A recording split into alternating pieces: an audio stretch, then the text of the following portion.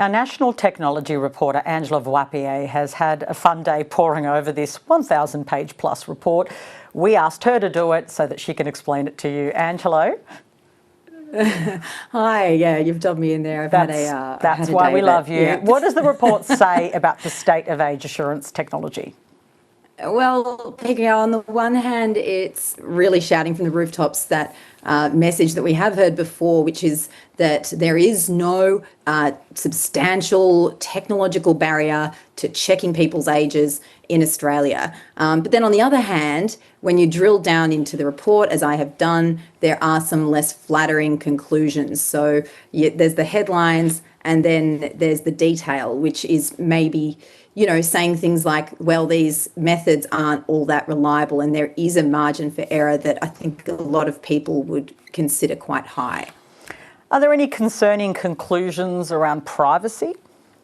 Yeah, well, not just privacy, but I mean, some of those numbers around accuracy, so they looked at age verification, so that's using official documents, and then age estimation, which is guessing a person's age, often based on just looking at their face, for example. That's one of the key methods.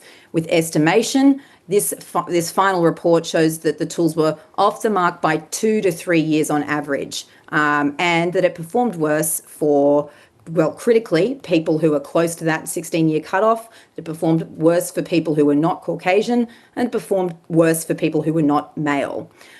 So, there are some real vulnerabilities there. And even with age verification, that official high-level kind of, much more accurate version of this where you hand over your ID or something a bit more official, there's still a 3% 3% error rate in either direction, so false positives and false negatives. So it's not great news. And then on the privacy front, they identified, even though most of the providers that they looked at were pretty good with privacy, they found a concerning trend where some providers were actually hanging on to full biometric data or document data for all users, even when it wasn't required, it wasn't requested, basically because they were worried that authorities or regulators might ask for it later. So some vulnerabilities there too. So will it change the government's approach, or are they full steam ahead now to this ban? I seriously doubt it'll change the government's approach. I mean, you heard the minister. They're very committed to this, and really the remaining pieces of the puzzle are for the e-safety commissioner to say to the platforms, hey, this is what, these are the goalposts, this is what you have to do. And hopefully we'll hear from the platforms within the next 100 days as well to tell us what they're going to do. And we're pretty sure at least that they're all going to go a different way. So it's going to be a really inconsistent and I think for some time unpredictable and, as the minister says, imperfect system.